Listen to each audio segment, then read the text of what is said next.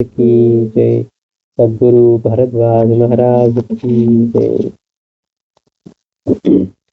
మనం శ్రీ సాయి సన్నిధిలో గత వారం ఇంకా మిగిలిన భక్తుల గురించి చెప్పుకుంటూ అబ్దుల్ అమీరుద్దీన్ ఫకీర్ అనేది ఆయన దగ్గర ఉంటే ఒకరోజు బాబా స్వప్నంలో ఆయన కనపడి అబ్దుల్ని పంపించమన్నారట. అక్కడి నుంచి మొత్తానికి బాబా దగ్గరికి వచ్చి ఎక్కువ 30 సంవత్సరాల పాటు సుమారుగా బాబా ఉన్నప్పుడు, తర్వాత మళ్ళీ 36 సంవత్సరాలు బాబా సమాధి అనంతరం కూడా ఆయనకి సేవ చేస్తూ భిక్ష చేసుకొని జీవించేవారట.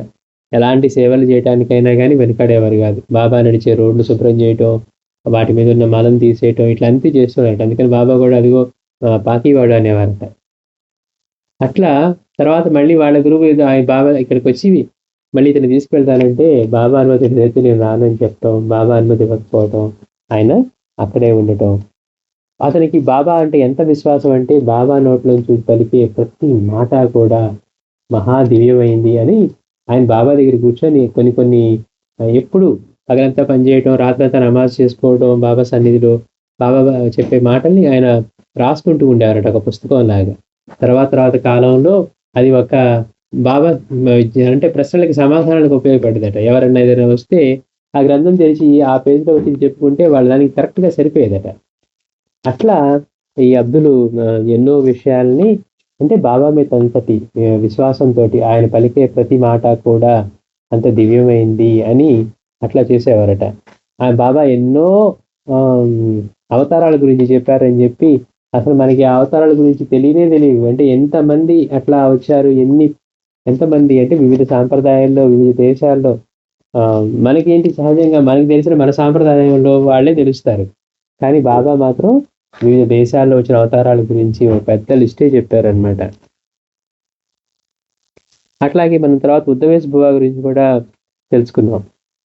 ఆయనకి ఒక పవర్బోతు గుర్రం ఉండేదని, బాబా కోసం వచ్చినప్పుడు ఆ గుర్రాన్ని దూరంగా కట్టేసి వస్తే అక్కడ ఆయన బాబా ఒక వృద్ధుడిగా కనపడ్డారు, కానీ ఈయనకి తెలియదు ఆయనే బాబా అని. వెళ్ళిన తర్వాత మసీదుకి వెళ్ళిన దర్శనం అయిన తర్వాత అక్కడ ఒక వృద్ధురాలను అడిగితే అక్కడ నీకు కనపడిన ఆయన కోరికలు చెప్పిన తర్వాత ఆయనే బాబా అని చెప్పారట.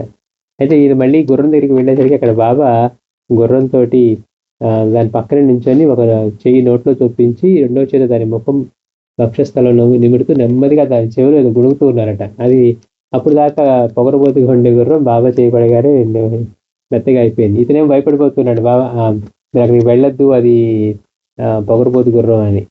సరే ఇక్కడికి వెళ్ళిన తర్వాత బాబా దగ్గరికి వెళ్ళి బాబా నా మోక్ష గురువు ఎవరు అని ప్రశ్నించారు. ఆయన ఎక్కడ ఎలా దర్శించగలను అంటే నీకు ఆ తర్వాత తెలుస్తుందిలే, నేను మాత్రం కేవలం ఒక పిచ్చి ఫకీర్ని, నీవు అడిగిన విషయం నీకు 5 సంవత్సరాలు తెలుస్తుంది అన్నారట బాబా.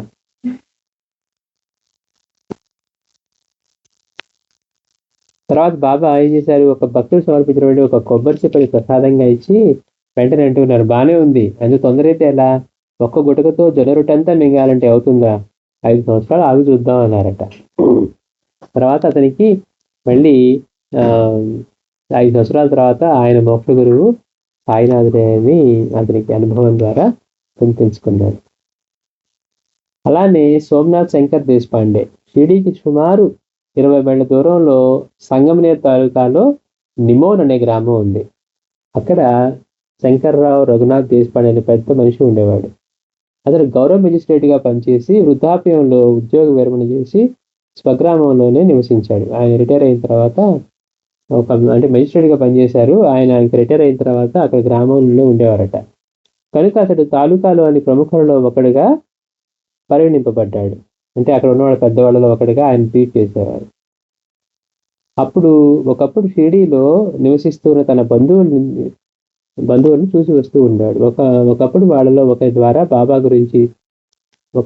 బాబాని దర్శించి బాబా యొక్క భక్తుడయ్యాడు. అంటే మొదటిసారిగా అక్కడ ఎవరో బంధువులు ఉంటే వాళ్ళ దగ్గరికి వెళ్ళి వాళ్ళ ద్వారా బాబా గురించి తెలుసుకొని బాబా భక్తుడయ్యాడు. తర్వాత అతని జీవితంలో చివరి 3 సంవత్సరాలు సాయి సేవకే అంకితం చేశాడు. నిత్యము స్నానము, పూజ, భోజనానికి తప్పిస్తే మిగిలిన సమయం అంతా ఆయన సేవలోనే గడిపేవాడు. చూడండి గమ్మత్తు, ఆయన పెద్దవాడు, మళ్ళీ రిటైర్ అయిపోయిన తర్వాత చివరి 3 సంవత్సరాలు కూడా బాబా ఎలా గడిపాడంటే కేవలం అతని దైనందిన కార్యక్రమాలకి అంటే స్నానానికి, భోజనానికి వాటికి తప్పించి ఇక మిగిలిన సమయం అంతా బాబా దగ్గర ఉండి సేవ చేస్తూ ఉండేవాడట.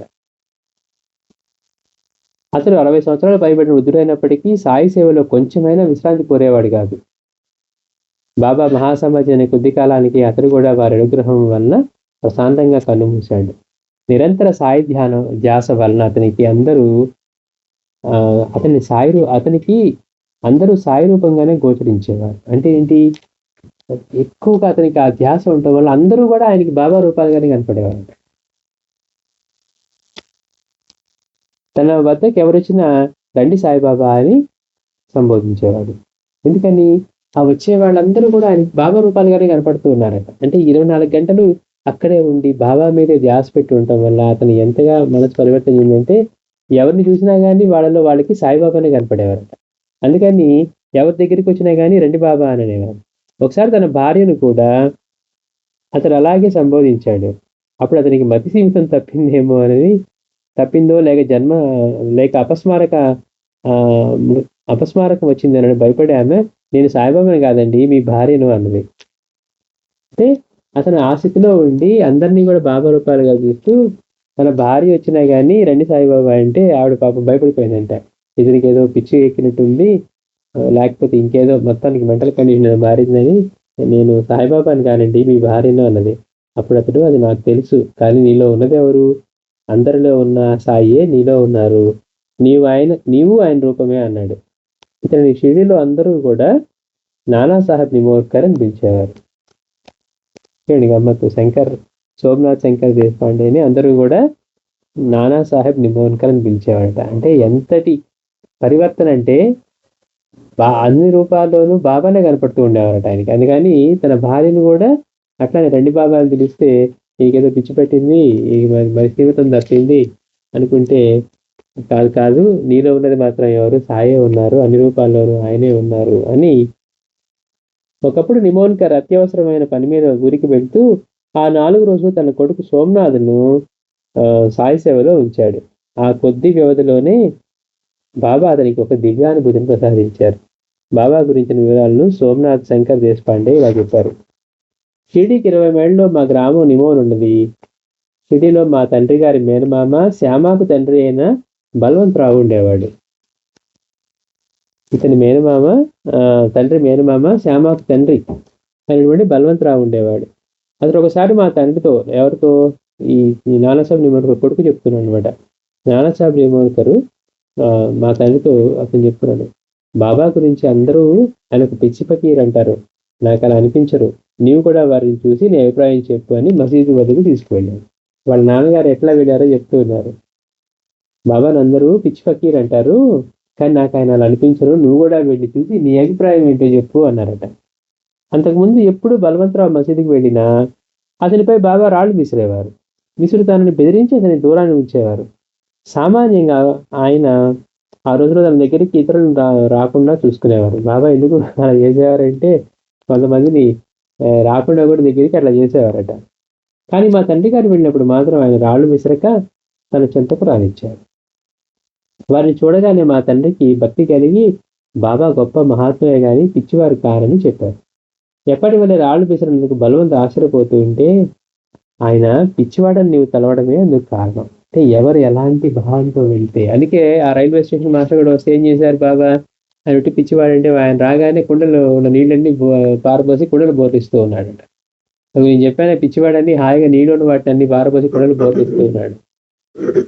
కానీ బాబా చేసే చర్యలు ఏంటి, ఆయన పిచ్చివాడు అనుకుంటే అలానే ఉండేవారు, ఆయన మహాత్ములు అనుకొని వెళ్తే ఆయన మహాత్ములానే ఉండేవారు. అంటే మన భావాన్ని బట్టి ఆయన అక్కడ దానికి తగ్గట్టుగా ప్రవర్తించేవారు.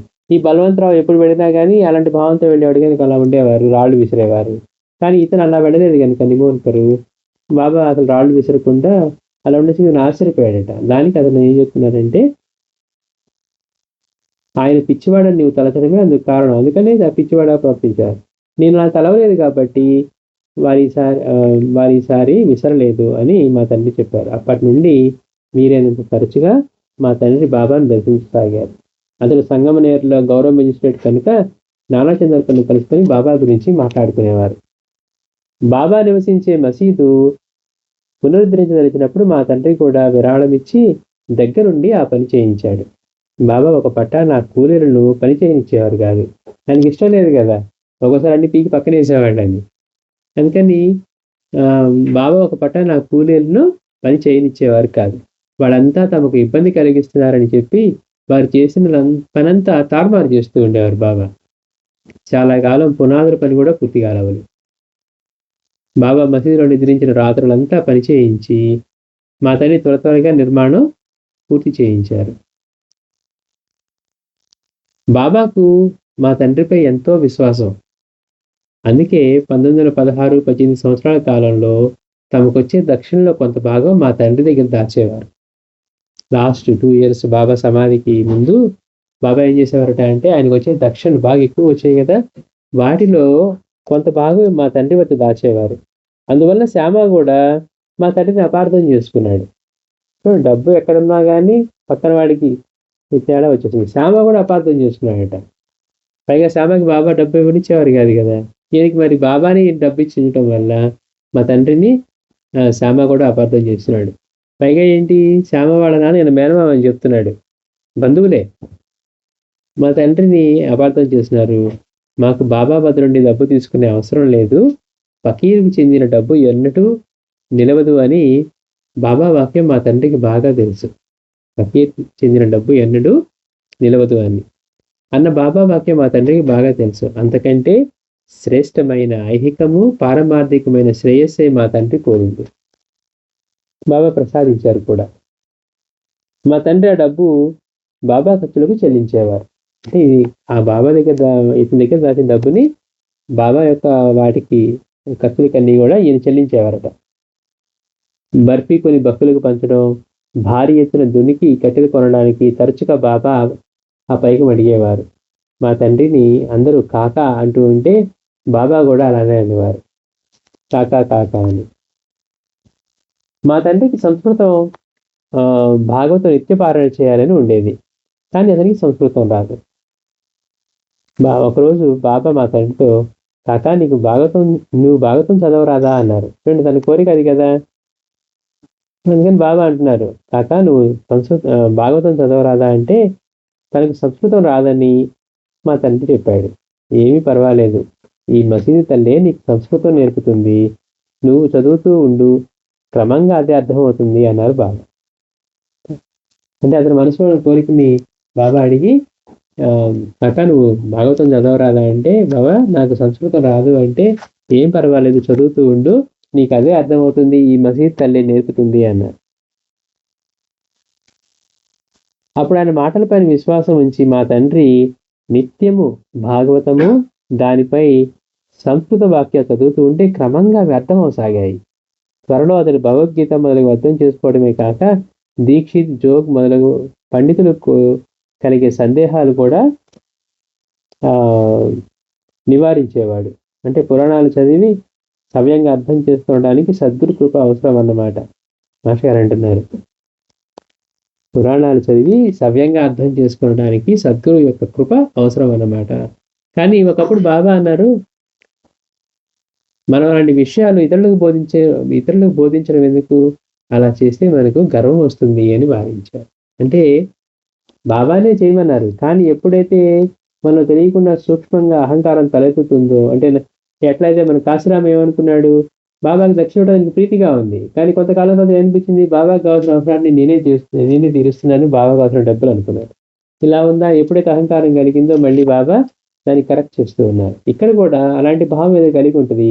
ముందు చదవరాదన్న బాబా మళ్ళీ ఏమంటున్నారు, ఇతరులకు చెప్పడానికి మనం ఎవరో అంటూ ఉన్నారట అని వారించారు. అంటే ఇతను వీళ్ళందరితో డిస్కస్ చేసి వాళ్ళ డౌట్స్ అవి క్లారిఫై చేయటం, అలా చేస్తే మనకి గర్వం వస్తుంది అన్నారు. నా తండ్రి నన్ను బాల్యం నుండి బాబా వద్దకు తీసుకువెళ్ళేవాడు. బాబా నాతో ఎంతో ప్రేమగా మాట్లాడేవారు. నన్ను ఆయన ముద్దుగా సోమ్నియా అని పిలిచేవారు. నేను 1912లో పోలీస్ సబ్ ఇన్స్పెక్టర్గా కోపర్గాంలో పనిచేశాను. షిరిడీ కూడా నా ఉద్యోగ పరిధిలో ఉండేది. మా తండ్రి ఆదేశాన్ని మొక్కును అనుసరించి ప్రతి నెల జీతం రాగానే మొదట 21 రూపాయలు బాబాకు మనీ ఆర్డర్ ద్వారా పంపేవాడిని. అంటే బాబాకి ఆయనకు వచ్చే ఉద్యోగంలో జీతంలో నుంచి 21 రూపాయలు అప్పట్లో బాబాకి సమర్పించమని వాళ్ళ తండ్రి మొక్కుకున్నాడట. అందుకని నేను ప్రతి నెల కూడా మొదట 21 రూపాయలు బాబాకి మనీ ఆర్డర్ ద్వారా పంపేవాడిని. ఒకసారి నేను మా తండ్రి షిరిడి వెళ్ళినప్పుడు బాబా నా వద్ద 10 రూపాయలు దక్షిణ అడిగి తీసుకున్నారు. అప్పుడు వారి భావం ఏమో మాకు అర్థం కాలేదు. కానీ తర్వాత సరిగ్గా ఆ తేదీ నుండి జీతం 10 రూపాయలు పెంచారని తెలిసింది. అంటే చూడండి, బాబా సంకేతంగా అతనికి 10 రూపాయలు స్వీకరించి అతనికి జీతం పెరిగేట్టుగా చేశారు. ఒక్కొక్కప్పుడు బాబా మధ్యలో కూర్చొని తమ వద్దనున్న నాణాలను వెడతరొత్తుతూ ఇది కాకాది, ఇది సోమ్యాది అని గొడుగుతూ ఉండేవారు. అందువల్ల బాబా మమ్మల్ని ఎంతో తరచుగా గుర్తుంచుకునేవారు. అది మాకెంత శ్రేయస్కరమో మా తండ్రి గారు చెప్పేవారు. అంటే బాబా వీడి గురించి అనుకోవటమే వీడికి ఎంత శ్రేయస్కరమో, ఇది కాకాది, ఇది నానాది అని చెప్పి బాబా ఎప్పుడు కూడా కొన్ని నాణాలు ఎవరు చూడనప్పుడు తీసి రుద్దుతూ ఉండేవారట. అంటే మళ్ళీ ఉన్న ఒక దుష్ట సంస్కారాలని ఆయన అలా అరగదీసేవారు కాబోలు అని రోజు బాబా అలా మధ్యాహ్నం ఒంటరిగా నడుపు కూర్చొని ఆయన సంచి నుంచి కొన్ని నాణాలు తీసి అందులో నొక్కుపోయినవి, అరిగిపోయినవి, చరణవన్నీ ఉండేవాట. ఇది నానాది, ఇది కాకాది అని చెప్పి వాళ్ళని ఆ విధంగా సంస్కరించేవారు అనమాట. మా తండ్రి జీవితంలో చివరి 3 సంవత్సరాలు కూడా ఆయన గురించి బాబా ఎంతో జాగ్రత్త తీసుకున్నారు. పూణేలో నా భార్యకు నెలలు నిండినప్పుడు ఎప్పుడు 1916లో సహాయం చేయాలని మా తల్లిదండ్రులను బయలుదేరారు. అంటే ఇతని భార్యకి నెలలు నిండినప్పుడు సహాయంగా వీళ్ళ నాన్నగారును వీళ్ళమ్మ బయలుదేరారట. బాబా త్వరలో సమాధి చెందబోతారని విని దారిలో షిరిడి వెళ్ళారు. కానీ బాబా వాళ్ళని షిరిడి నుంచి వెళ్ళనివ్వలేదు. ఇక్కడికి వచ్చి సహాయం చేయాలని అనుకున్నారు. కానీ వాళ్ళు మధ్యలో బాబాకి బాధని తెలిసి వాళ్ళు షిరిడి వెళ్ళి ఉంటే బాబా వాళ్ళని వెళ్ళనివ్వలేదట. కారణం తెలియక శ్యామ కూడా మా తండ్రి తరపున బాబాను సెలవు కోరాడు. బాబా అన్నారు, నా వాళ్ళను చంపదలిచావేమి, కాక ఇక్కడ ఉంటే నీ అపసొత్తు ఏమైనా తింటున్నాడా అన్నారట బాబా. మనలాగా ఆలోచిస్తారు కదా, అక్కడ వాళ్ళ అబ్బాయికి అవసరం సహాయం, వాళ్ళ ఆయన భార్య ఇప్పుడు తెలివికి రెడీగా ఉందని అనుకుంటూ ఉండి వెళ్ళి బాబాని అడిగాడంట. ఆయన పంపించలేదని చెప్పి అతని తరపున అడిగితే శ్యామతోటి బాబా అంటున్నారు, నా వాళ్ళని చంపదలిచావా ఏంటి, కాక ఇక్కడ ఉంటే నీ అబ్బసొత్తు ఏమైనా తింటున్నాడా అన్నారట బాబా. శ్యామ కాదు, వారి కోడలు ప్రసవించనున్నది, ఆమెకు సహాయం కావాలి కదా అన్నాడు. అప్పుడు బాబా, అరే కాక ఎందుకు కంగారు పడతావు, భగవంతుడు మేలు చేస్తాడు అన్నాడు. చూడండి, కాక అంటే నాకు అంటున్నారు, కాక ఎందుకు కంగారు పడతావు, భగవంతుడు మేలు చేస్తాడు అని అతనికి అభయం ఇచ్చేశారు. తర్వాత మరొక రోజు మా తండ్రి సెలవు కొన్నప్పుడు బాబా అన్నారు, నన్ను సమాధి చేసిన తర్వాత వెళ్ళు అన్నారు. చూడండి, అంటే వీళ్ళకి తెలియదు రానున్నదేటో, కానీ బాబా ఏం చేస్తున్నారు, ఆ చివరి రోజుల్లో వాళ్ళకి ఆ భౌతిక సన్నిధిని ప్రసాదించి ఆయనకి సేవ చేసుకునే భాగ్యాన్ని ప్రసాదిస్తూ ఉన్నారు. అందుకని బాబా ఏకంగా ఈ మాటే అన్నారు, బాబా సెలవు ఇవ్వండి బయలుదేరుతాను అంటే బాబా డైరెక్ట్గా నన్ను సమాధి చేసిన తర్వాత వెళ్ళు అన్నారట. అని వాళ్ళని నిలిపేశారు. వాళ్ళు తప్పక వస్తారని తెలిసి నేను పూణేలో వేరే ఏర్పాట్లు చేసుకోలేదు. ఇంక తెలియదు కదా, వాళ్ళ అమ్మ నాన్న వస్తున్నారని అనుకున్నారు. కానీ వస్తారు కదా అని ఇంకా వేరే ఆల్టర్నేటివ్ ఏర్పాట్లు ఏం చేసుకోలేదు. బాబానేమో వాళ్ళని వెళ్ళనివ్వకుండా శ్యామాన్నేమో నీ అవసొత్తు అని తింటున్నాడా అన్నారు. పైగా ఇతను అడిగితే కూడా నన్ను సమాధి చేసిన తర్వాత వెళ్ళు అన్నారట. అంటే చివరిలో బాబా సమాధికి ముందు. అకస్మాత్తుగా ఒకనాటి రాత్రి 10 గంటలకు నా భార్యకు నొప్పులు వస్తే ఆసుపత్రిలో చేర్చాము. మేము ఇంకా నర్సుతో మాట్లాడుతూ ఉండగానే సుఖప్రసవమై మగబిడ్డ పుట్టాడు. ఆ సమయంలో షిరిడీలో బాబా నా తండ్రితో, ఒక ఆమె ఉన్నది, ఆమెను ఒక చోటకి తీసుకువెళ్ళారు, ఆమె సురక్షితంగా మగబిడ్డను కన్నది అన్నారట. బాబా అలా చెప్తున్నారు, ఒక ఆమె ఉన్నది, ఆమెను ఇప్పుడు ఒక చోటకి తీసుకువెళ్ళారు, ఆవిడ సురక్షితంగా మగబిడ్డను కన్నది అని అన్నారట. నేను నా సోదరుని ద్వారా పాలకోవా పంపి వెంటనే మా తల్లిని సహాయంగా రమ్మని కోరాను. కానీ బాబా అనుమతి ఇవ్వలేదు. ఇతనేమో వస్తే ఆయన భార్యకు ఉపయోగపడుతుంది అనుకుంటే బాబా మాత్రం తన భక్తుల్ని ఆయన సమాధి చెందబోయే ముందు ఆయన సన్నిధిలో ఉంచుకోవాలని వాళ్ళని వెళ్ళనివ్వలేదు. 1917 డిసెంబర్ సెలవుల్లో నిమోన్లో నా సోదరుని భార్య ప్రసవించింది. నేను 3 సంవత్సరాల పిల్లవాడు గోపాల్ని తీసుకొని నిమోన్ వెళ్తూ దారిలో బాబాను దర్శించాను. మేము తిరిగి బయలుదేరేటప్పుడు బాబా మాకు ఉది ఇస్తూ బిడ్డను బ్రతికించుకో అన్నారు. చూడండి, బాబా దగ్గరికి ఆ బిడ్డను తీసుకొని వెళ్తూ ఉంటే బాబా ఏం చేశారట, ఊది ఇచ్చి బిడ్డను బ్రతికించుకో అన్నారు. ఆయన కేవలం మా గోపాల్ను ఆశీర్వదించారు అనుకున్నాను. కానీ మేము నిమోన్ చేరేసరికి నా సోదరునికి పుట్టిన బిడ్డకు ప్రమాదంగా జబ్బు చేసి శరీరం అంతా కూడా చల్లబడిపోయింది. అంటే బాగా టెంపరేచర్ డౌన్ అయిపోయి శరీరం అంతా చల్లగా అయిపోయిందట. బాబా చెప్పింది అదేనని తోచి ఊది కోసం వెదిగితే అది కనిపించలేదు. బాబా ఊదించి మరీ చెప్పారు బిడ్డను బ్రతికించుకో అని. తను అనుకున్నారు ఓహో తన బిడ్డకి చెప్పారు అనుకున్నారు. కానీ తన సోదరుడి బిడ్డకి అక్కడికి వెళ్తే ఆ పుట్టిన బిడ్డకి ఒకసారిగా అంతా శరీరం అంతా చల్లబడిపోయి బాగా ప్రమాదస్థితిలో ఉన్నాడట. సరే బాబా చెప్పింది దీని గురించే కదా ఊది ఇచ్చారని చెప్పి బాబా ఊది కోసం తీస్తే అది కనిపించలేదు. అప్పుడు నేను బిడ్డను ఒడిలో వేసుకొని బాబాని ఆర్తిగా ప్రార్థించాను. 15 నిమిషాల్లో ప్రమాదం తప్పి తర్వాత బిడ్డ కోలుకున్నాడు. వాడి పేరు దత్త. అప్పటికి ఇంకా పూణేలో ప్లేగు చెలరేగుతూ ఉన్నది. నేను షిరిడి దర్శించి తర్వాత పూణేకు బయలుదేరిపోతే బాబా అనుమతి ఇవ్వలేదు. అంటే మనం ఏమనుకుంటాం, ఆహా గురువు మనం ఆశ్రయించాము, ఆయన అన్ని మనకి మనం అనుకున్నట్టుగా చేస్తారు అనుకుంటాం. మనం అనుకున్నట్టుగా ఆయన చేయరు. మనకి ఏది శ్రేష్కరం అది చేస్తారు. పైగా చేసేటప్పుడు కూడా దాని ద్వారా మనలో అటువంటి శిక్షణగా ఇచ్చి మనలో కూడా అటువంటి భక్తిని యోచని రెండుని ఆయన మెరుగుపరుస్తారు. మనమే అనుకుంటాం బాబాని పట్టిన కదా ఏదైనా ఆయన చేసేస్తారు. అంటే మన ఆలోచన ఎంత మార్పు ఉంటుందో. ఇక్కడ చూస్తే ఎలా ఉంది, ఆయనకు అవసరం కానీ పంపించలేదు, తల్లిని పంపిస్తే తల్లి తర్వాత తెలిసింది వాళ్ళకి బాబా ఎందుకు వాళ్ళని ఉంచారు అనేది. ఇక్కడ కూడా పూణేలో బాగా ప్లేగ్ చెలరేగుతున్నది. నేను షిరిడి దర్శించి తర్వాత పూణేకి బయలుదేరిపోతుంటే బాబా అనుమతి ఇవ్వలేదు. కానీ నాకు ఆఫీస్లో సెలవు లేదు, డ్యూటీలో తప్పక చేరాలి. కనుక నా తండ్రి బాబా చేతిలో ఉది వేసి బలవంతాన నాకు అనుమతి ఇప్పించాడు. బాబా సెలవు ఇవ్వకపోయినా కానీ ఇక ఇతను వెళ్ళాలి, ఉద్యోగంలో జాయిన్ అవ్వాలి అని. కానీ అక్కడ బాగా ప్లేగు వ్యాధి ఎక్కువగా ఉంది, ర్యాంపెంట్గా ఉన్నది. బాబా ఈశ్వరకి వెళ్ళనివ్వకపోతుంటే వీళ్ళ నాన్నగారు బలవంతంగా బాబా చేతిలో బాబా చేత ఊది ఇప్పించి అతని చేతిలో వేయించారట. నేను ఇల్లు చేరేసరికి మా ఇంటి ఆసామికి మరో రోజు నా భార్యకు ఇద్దరికీ కూడా ప్లేగ్ వచ్చింది. తర్వాత ఆమెకు తగ్గింది కానీ చూపు పోయింది. మేము ఆ ఇల్లు విడిచి ఆరోగ్య శిబిరానికి వెళ్ళమా అని అడిగితే బాబా ఇల్లు విడిచిపోవడం ఎందుకు అన్నారు. నన్ను సమాధి చేసిన తర్వాత వెళ్ళండి అన్నారు. ఏప్రిల్ 1917లో నాకు జబ్బు చేసినప్పుడు మా తండ్రిని పూణే రమ్మని కోరాను. కానీ బాబా కంగారు ఎందుకు, మీ సోమ్నియా కోలుకొని మనను చూడటానికి ఇక్కడికి వస్తాడు అన్నారు. చూడండి, వాళ్ళ నాన్నగారు ఇతనికి బాగోక వాళ్ళ నాన్నగారిని రమ్మంటే ఎందుకు కంగారు పడతావు, బాబా ఇతని సోమ్యాన్ని పిలిచేవారు కదా సోమనాథ్ని, సోమ్యాన్ని కోలుకొని మనల్ని చూడటానికి ఇక్కడికి వస్తాడు అన్నారు. నాకు 21 రోజులు జ్వరం వచ్చి కేవలం నీరు తాగి ఉన్నాను.